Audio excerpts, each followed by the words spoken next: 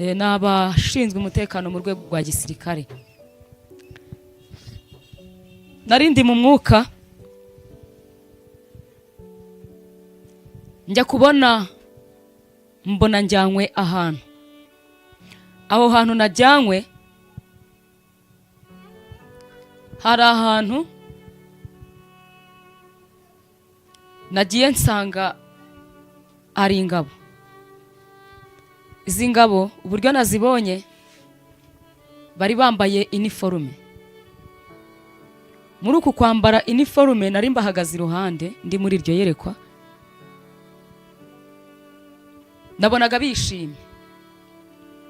Uko bari bishimye nabonaga ngo ikintu kibashimishije ngo bari banejejwe n'umwuka mwiza wari uri aho hantu.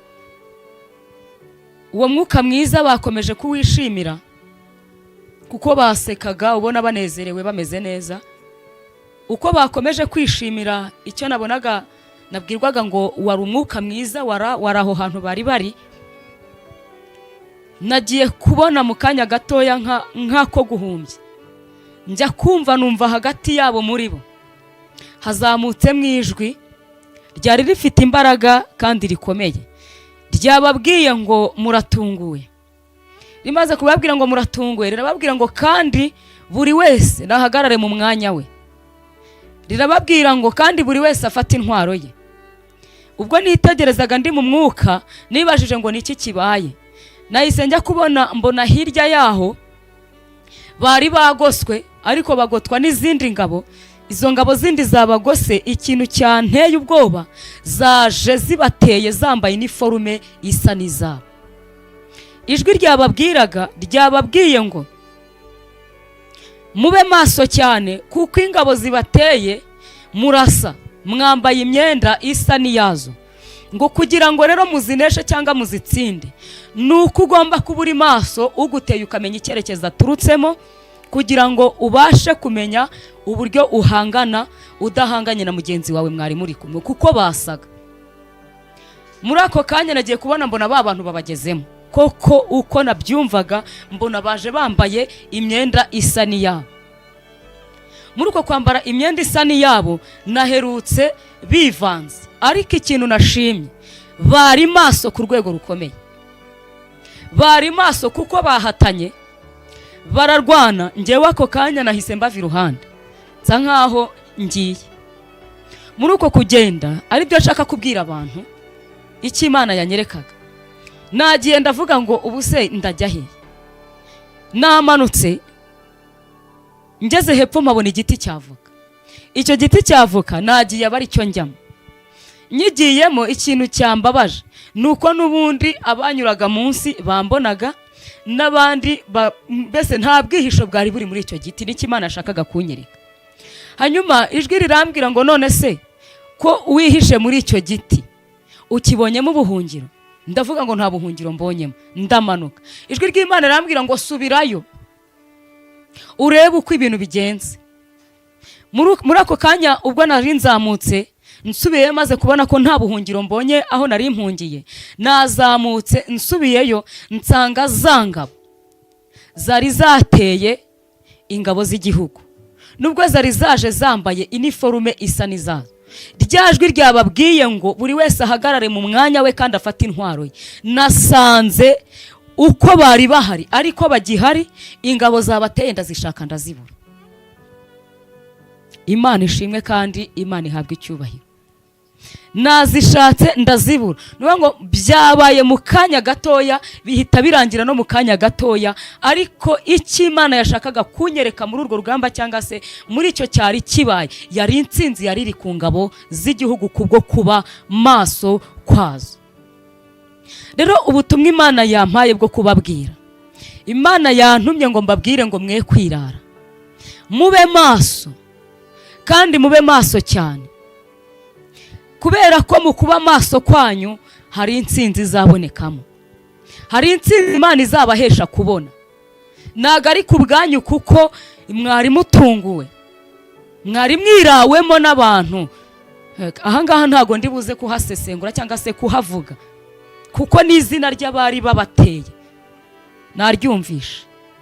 ariko uyu mwambaro usa n'uwanyu, ahangaha namwe murabyumva, muri bubashe kubihishurirwa, murabasha kubimenya, usa n'uwanyu. N'abavuga ururimi rumwe nk'urwanyu, n'abavuga ururimi rumwe nk'urwacu. Ntago ari uko mu mwuka bafite iniforume nk'iyacu cyangwa se nk'iy'ingabo z'igihugu, ariko mu buryo bw'umwuka hari icyo bivuze, hari icyo bisobanuye. Bishatse kubabwira ngo Imana ikeneye ko muba maso ntimwirare, aho mwakishimira hose, umunezero mwagira wose.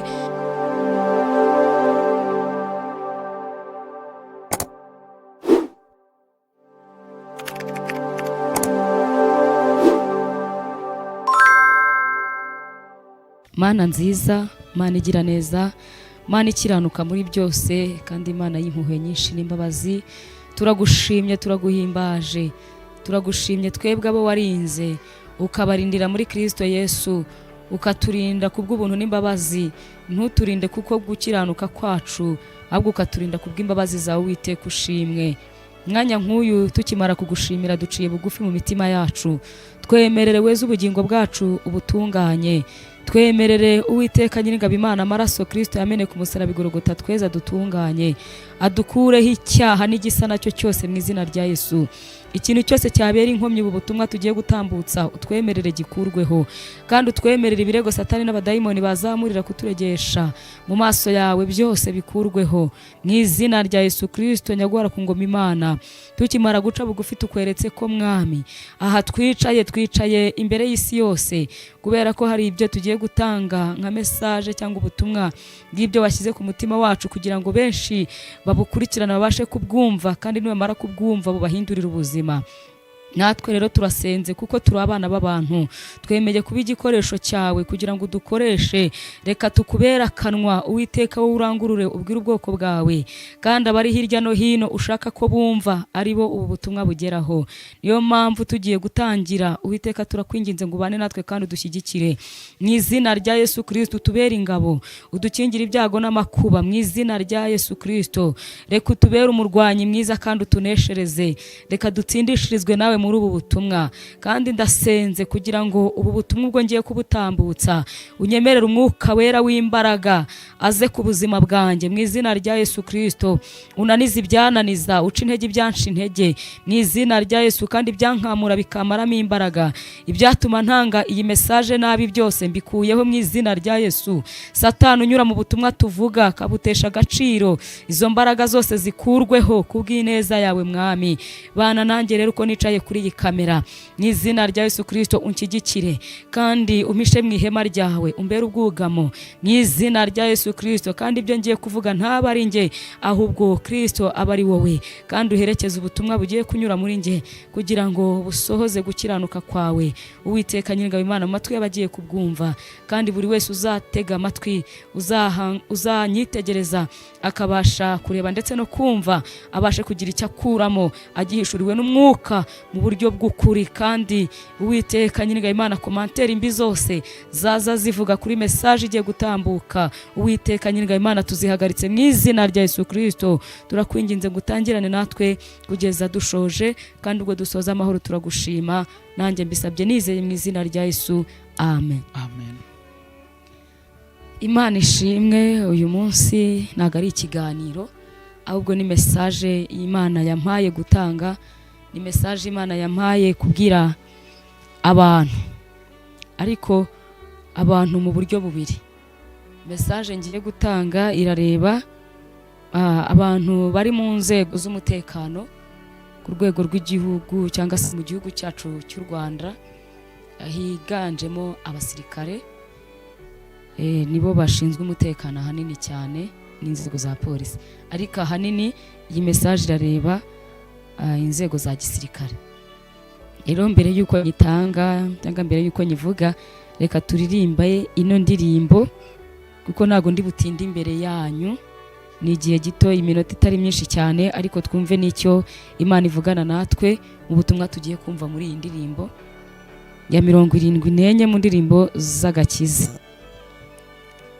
Tugiye kuyiririmbana twese, namwe mumfashe kubera ko nubwo abari njye uri hano ndi kuvuga ariko twese biba bitureba, kuko ntago bireba umuntu umwe cyangwa se abazabireba, kuko iki kiganiro cyasohotse ni twebwe ubutumwa bugomba guheraho mbere y'uko bugera ku bandi, kuko ni natwe tuba twabwumvishe mbere y'uko abandi babwumva. Ndavuga ngo hariho igihugu cyiza cyane gituwemo n'abanezerewe. Iyi ndirimbo ngenda nayikunda no mu buzima busanzwe, kubera ko imbere imbaraga hari inkomezi nyikuramo, ndetse n'ibindi byiringiro bishya byo gukomeza kwiringira Kristo, byo gukomeza no kumwizera, bibasha gutuma ntacogora mu ntambara iyo ari yo yose nahagararamo, cyangwa se aho nanyuzwa hose bituma ntatinya, kuko nzi ko hari umuntu uba waritangiye ubugingo bwanjye, cyangwa se uba warambereye inyishyu y'ubuzima bwanjye kugira ngo njye uyu munsi mbe ndiho. Hari uwabitangiye ikiguzi, hari uwabitangiye ikiguzi. Rero hari n'impamvu Imana izanye iyi ndirimbo mu bijyanye na message n'ubundi mfite gutambutsa. Hariho igihugu cyiza cyane gituwemo n'abanezerewe, ntabwo batinya bomba atomike, baririmba indirimbo zishimwe. Ntabwo batinya bomba atomike, baririmba indirimbo zishimwe. Ibyaho byose ni byiza cyane, hari uburuhukiro bw'ukuri, n'amagambo ateye isoni abayo, nta n'imfubyi zihakubitirwa. N'amagambo ateye isoni abayo, nta n'imfubyi zihakubitirwa. Icyo gihugu si nk'icyo mu isi, kuko ibyaho byose bitunganye. Bene data icyo nifuza niki, kuza babonayo muririmba. Bene data icyo nifuza niki, kuza babonayo muririmba.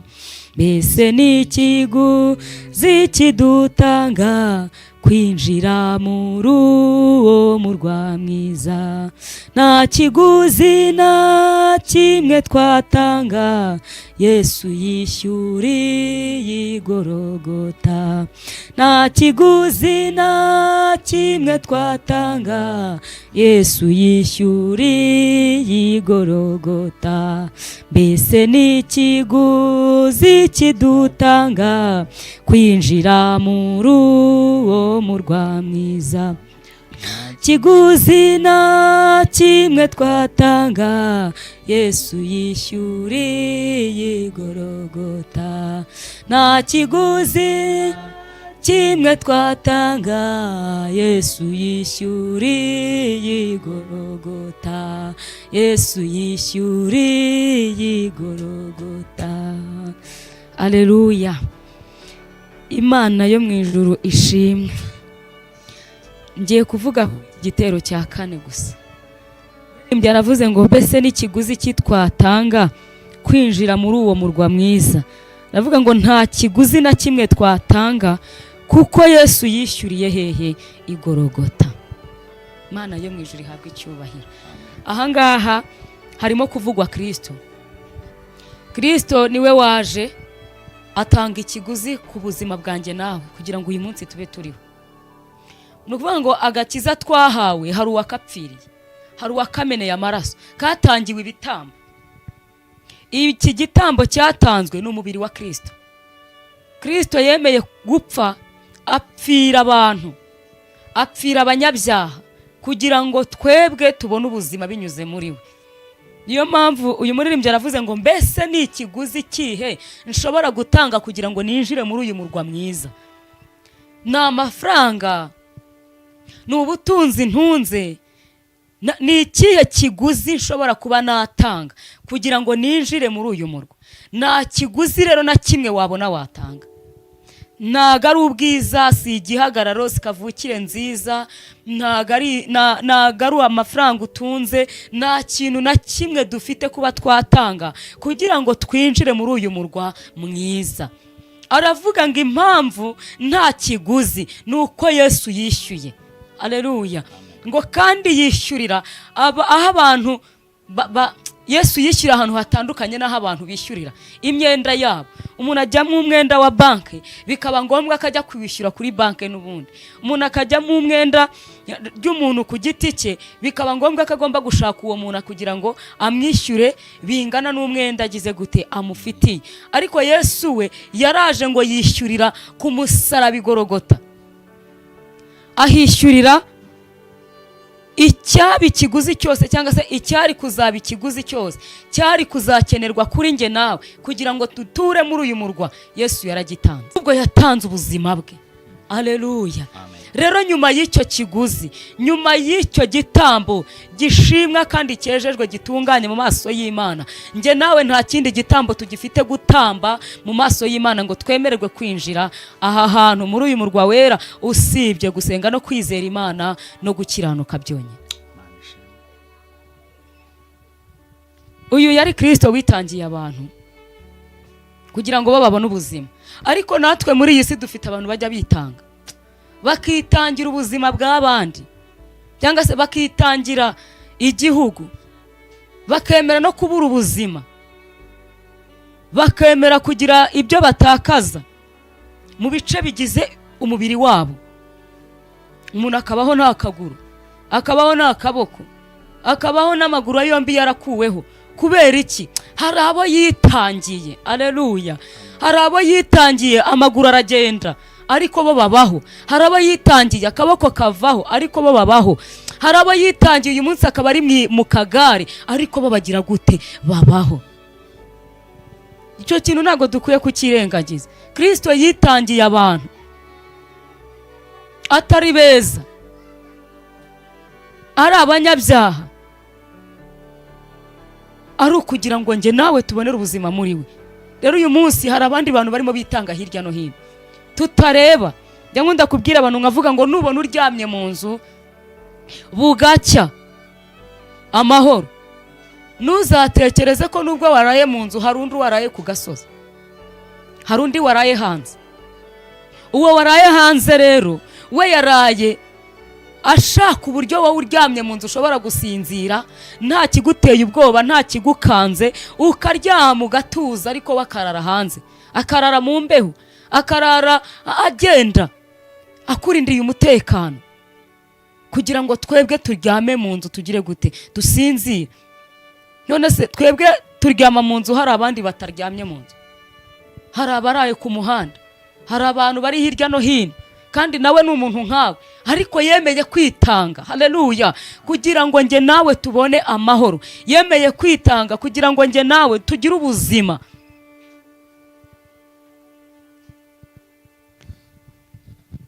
Impamvu mvuze gutya, hari igihe tujya dutanga message abantu benshi bakazamura umwuka w'amagambo utari meza, ariko ndagira ngo nkubwire ngo wowe uvuga nawe urema ibico byo kurwanya abantu b'Imana, nkubwire ngo impamvu ufite gutera intebe ukagira urwanya bikemera nuko hari ukurindiye umutekano, nuko hari utumye ayo mahoro urimo uyafite, nuko hari utumye uryama ugasinzira, nuko hari utumye ujya gukora ku kazi kawe ugataha amahoro, ntawe ugukubitiye mu nzira, ntawe ukwambuye, ntawe uguteze ngo akugirire nabi, ukabona ugeze mu rugo amahoro.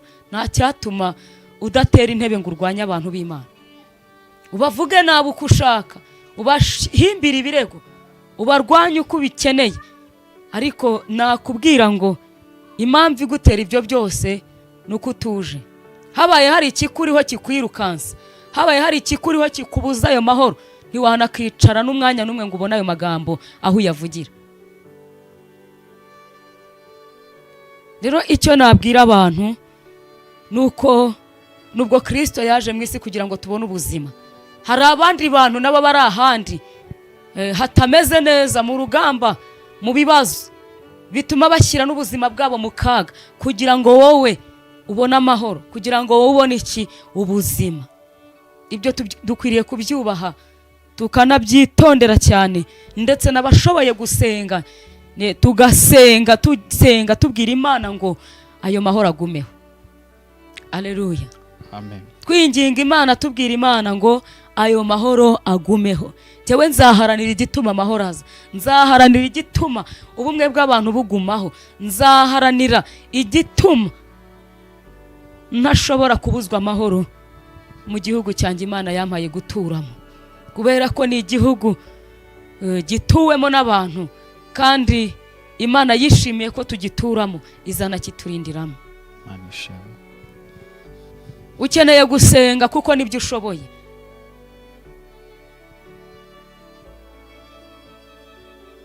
Ukeneye kwinginga Imana kuko nibyo ushoboye. Ibyo udashoboye bifite abandi babishoboye. Ibyo ntashoboye bifite abandi bagize gute babishoboye. Rero buri wese mu cyo ashoboye ahagarare mu mwanya we, akora igikwiriye, kuko buri wese azabazwa ibye. Ndumva ntatinze mu magambo, mfite message nshaka kubwira abantu, ariko n'abashinzwe umutekano mu rwego rwa gisirikare. Narindi mu mwuka njya kubona mbona njyanywe ahantu. Aho hantu najyanywe hari ahantu nagiye nsanga ari ingabo. Izi ngabo uburyo nazibonye bari bambaye uniforme. Muri uku kwambara uniforme nari mbahagaze iruhande ndi muri iryo yerekwa, nabonaga bishimye. Uko bari bishimye nabonaga ngo ikintu kibashimishije, ngo bari banejejwe n'umwuka mwiza wari uri aho hantu. Uwo mwuka mwiza bakomeje kuwishimira kuko basekaga, ubona banezerewe bameze neza. Uko bakomeje kwishimira icyo nabonaga, nabwirwaga ngo wari umwuka mwiza wari aho hantu bari bari. Nagiye kubona mu kanya gatoya nk'ako guhumbya, njya kumva numva hagati yabo muri bo hazamutse mu ijwi ryari rifite imbaraga kandi rikomeye. Ryababwiye ngo muratunguwe. Rimaze kubabwira ngo muratunguwe, rirababwira ngo kandi buri wese nahagarare mu mwanya we. Rirababwira ngo kandi buri wese afate intwaro ye. Ubwo nitegerezaga ndi mu mwuka, nibajije ngo niki kibaye. Nahise njya kubona mbona hirya yaho bari bagoswe, ariko bagotwa n'izindi ngabo. Izo ngabo zindi zabagose, ikintu cyanteye ubwoba, zaje zibateye zambaye uniforme isa n'izabo. Ijwi ryababwiraga ryababwiye ngo mube maso cyane, kuko ingabo zibateye murasa, mwambaye imyenda isa n'iyazo. Ngo kugira ngo rero muzineshe cyangwa muzitsinde, nuko ugomba kuba uri maso, uguteye ukamenya icyerekezo aturutsemo, kugira ngo ubashe kumenya uburyo uhangana udahanganye na mugenzi wawe mwari muri kumwe, kuko basaga. Muri ako kanya nagiye kubona mbona ba bantu babagezemo. Koko uko nabyumvaga mbona baje bambaye imyenda isa n'iyabo. Muri uko kwambara imyenda isa n'iyabo naherutse bivanze, ariko ikintu nashimye, bari maso ku rwego rukomeye. Bari maso kuko bahatanye bararwana. Njyewe ako kanya nahise mbava iruhande nsa nkaho ngiye. Muri uko kugenda aribyo nshaka kubwira abantu icyo Imana yanyerekaga. Nagiye ndavuga ngo ubuse ndajya he. Namanutse ngeze hepfo mpabona igiti cy'avoka. Icyo giti cy'avoka nagiye abari cyo njyamo. Nyigiyemo ikintu cyambabaje nuko nubundi abanyuraga munsi bambonaga, n'abandi mbese nta bwihisho bwari buri muri icyo giti. Niki Imana ashakaga kunyereka. Hanyuma ijwi rirambwira ngo none se ko wihishe muri icyo giti ukibonyemo ubuhungiro? Ndavuga ngo nta buhungiro mbonyemo. Ndamanuka. Ijwi ry'Imana rirambwira ngo subirayo urebe uko ibintu bigenze. Muri ako kanya ubwo nari nzamutse nsubiye maze kubona ko nta buhungiro mbonye aho nari impungiye, nazamutse nsubiyeyo nsanga zangabo zari zateye ingabo z'igihugu. Nubwo zari zaje zambaye uniforme isa n'izazo, rya jwi ryababwiye ngo buri wese ahagarare mu mwanya we kandi afate intwaro ye. Nasanze uko bari bahari ariko bagihari, ingabo zabateye ndazishaka ndazibura. Imana ishimwe kandi Imana ihabwa icyubahiro. Nazishatse ndazibura, niyo ngo byabaye mu kanya gatoya, bihita birangira no mu kanya gatoya, ariko icyo Imana yashakaga kunyereka muri urwo rugamba cyangwa se muri icyo cyari kibaye, yari intsinzi yari iri ku ngabo z'igihugu kubwo kuba maso kwazo. Rero ubutumwa Imana yampaye bwo kubabwira, Imana yantumye ngo mbabwire ngo mwe kwirara, mube maso kandi mube maso cyane, kubera ko mu kuba maso kwanyu hari intsinzi izabonekamo, hari intsinzi Imana izabahesha kubona. Ntago ari ku bwanyu kuko mwari mutunguwe, mwari mwirawemo n'abantu. Ahangaha ntago ndi buze kuhasesengura cyangwa se kuhavuga, kuko n'izina ry'abari babateye naryumvisha, ariko uyu mwambaro usa n'uwanyu ahangaha namwe murabyumva, muri bubashe kubihishurirwa, murabasha kubimenya. Usa n'uwanyu n'abavuga ururimi rumwe nk'urwanyu, n'abavuga ururimi rumwe nk'urwacu. Ntago ari uko mu mwuka bafite iniforume nk'iyacu cyangwa se nk'iy'ingabo z'igihugu, ariko mu buryo bw'umwuka hari icyo bivuze, hari icyo bisobanuye. Bishatse kubabwira ngo Imana ikeneye ko muba maso ntimwirare. Aho mwakishimira hose, umunezero mwagira wose, nk'uko nabibonaga ngo mwari mwishimiye umwuka mwiza wari uri aho hantu, ntimwirare, ntimwirare, mukomeze kuba maso, kubera ko urugamba ntirurarangira. Ntirurarangira, umwanzi aracyagose, aracyashaka inzira yaho yamenera, aracyashaka amarembo yaho yakinjirira akabagwa gitumo. Ariko ijwi ry'Imana ryambwiye ngo mbabwire ngo mube maso ntimwirare, kuko mu kuba maso kwanyu Imana izabahesherezamo intsinzi, kubera yuko byarangiye mbona finali yabyo munesheje kandi mutsinze. Mbona umwuka mwiza noneho uraje kandi ugize gute, urabonetse. Hanyuma mbwira abantu bajya bahagarara ku misozi bagakomera nkaho bo bitabareba.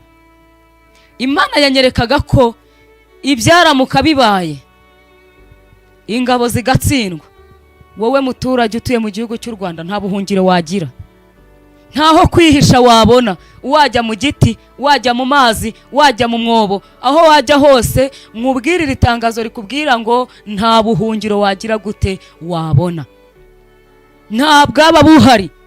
Ariko icyo nshimiye Imana nuko Imana yatuneshereje. Ngira abantu tujya dufatanya mu rugamba rwo mu mwuka tugasenga. Ibi ngibi Imana babihishuye mu mwuka, ariko ikeneye ko natwe abanyamwuka dukomeza kuba maso. Mbabwire ngo icyo gusengera ni iki. Hari igihe waba uri gusengera kawunga, waba uri gusengera imyambaro, waba uri gusengera aho kuba, ibyo byifuzo byose Imana irabizi. Ariko mbabwire ngo mwongere musenge kandi musengere igihugu, tukibere maso, kuko Imana aduhaye kugituramo, iduha kukibamo, ikiduheramo amahoro.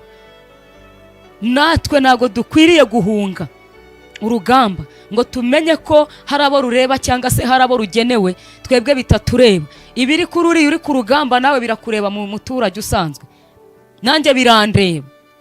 Rero nk'abanyamasengesho nababwira ngo duhuze umutima kandi natwe duhuze imbaraga zacu, cyane ko tumaze kumenya yuko haramutse hagize ikiba cyangwa se icyaba kikaza muri twebwe, natwe nta nzira naho kunyura, nta bwihisho usibye kuba umuntu yasenga Imana, Imana akaba ari yizana ubutabazi.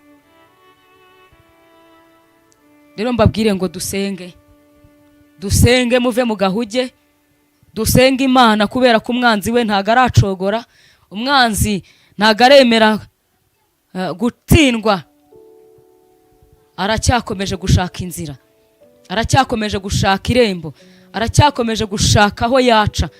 Ariko icyo Imana idutangariza cyane muri uyu mwanya ni umuburo wo kubwira abantu ngo tube maso, ni umuburo wo kubwira abanyarwanda ngo tube maso, n'umuburo wo kubwira ingabo z'igihugu ngo mube maso, kubera ku mwanzi ubagenza ari bugufi bwanyu, umwanzi ubagenza arabagose cyane. Rero mwe kwirara, mwe kuryama ngo musinzire, mwe gutuza, mwe gusa nkaho mwaboneka mu gahuge mwagira kariko kose gatoya cyane, mwatungurwa n'umwanzi Satani akagera ku ntego y'icyo yagambiriye kugeraho. Ariko icyo Imana ibasaba, icyo Imana ibabwira cyangwa se ikibamenyesha nuko mu kuba maso kwacu, mu kuba maso kwanyu, nkatwe abanyamasengesho namwe muduhagarariye mu nzego z'ubuyobozi, hari intsinzi Imana izatanga hagati muri twebwe nituba maso, kandi tukazabona gukomera kw'Imana. Ndumva ari iyo message Imana yampaye gutambutsa, ibindi Imana yo mu ijuru iduhana umugisha. Imana y'amahoro iguha umugisha kubwo kumvira Imana kandi ukemera kuyitumikira, ugacungura cyangwa se ukabasha kubera amaso ubwoko bw'Imana. N'ubundi nagusaba ngo udusengere mu uwo mwanya kubw'iyi message Imana itanze, kugira ngo ibashe kugenda amahoro, igere kuri ba nyirayo, kandi izabashe no gusoza umugambi wayo. Imana iduhana umugisha. Mana turagushimye, turaguhimbaje kubw'ubu butumwa. Ubu butumwa ubu tugeneye twese muri rusange, nubwo hari bamwe icyiciro kimwe wifuje ko bamenye ubu butumwa, kugira ngo babe maso mu mwanya bahagazemo, be kwirara, ahubwo babe maso kugira ngo umwanzi Satani atabagwa gitumo, akagira ibyo asenya, akagira ibyo yangiza. Natwe nk'abarinzi washyizeho mu buryo bwo mu mwuka, duhagaze mu mbaraga z'umwuka wera, turatesha agaciro iyi migambi ya Satani, turatesha agaciro iyi migambi y'abana b'abantu, reka iburizwemo mu izina rya Yesu Kristo. Kandi nk'uko uvuze ubu butumwa ukabutubwira nkatwe, kugira ngo tubashe kumenya aho dukwiriye guhagarara ndetse n'icyo dukwiriye gusengera, natwe turasenze kugira ngo utange intsinzi hagati muri twebwe, kandi utange intsinzi ku ngabo z'igihugu. Uwiteka uzibere maso aho ziri hose mu izina rya Yesu Kristo. Uturere twose zigiye ziherereyemo ndasenze ngo uzibere umurengezi kandi uzibere umutabazi mu izina rya Yesu Kristo. Reka ubarengere kandi ubimane mu izina rya Yesu Kristo. Inama zose zikorerwa kubarwanya, izo zose uzikuzeho amaboko yawe akomeye, kandi turasenze mwami kugira ngo imipaka yacu yose Uwiteka uyihagarareho, kandi ukomeze kuturindira igihugu nk'abanyarwanda, ndetse urinde n'abayobozi bacu muri rusange, kugira ngo umutekano waduhaye ndetse n'amahoro waduhaye akomeze kubaho, kubera ko icyatubuza amahoro twese nk'abanyarwanda ntawe cyasiga, buri wese yakisanga habi. Ariko tukimara kumenya iyi message, natwe turakwinginze ngo utubere Imana, kandi utubere umutabazi, utubere umurengezi, buri muntu wese mu ruhande rwe akubone nk'Imana itabara, kandi akubone nk'Imana igira neza, kutwitaho no kuturengera, kuko tubisabye twizeye mu izina rya Yesu. Amen.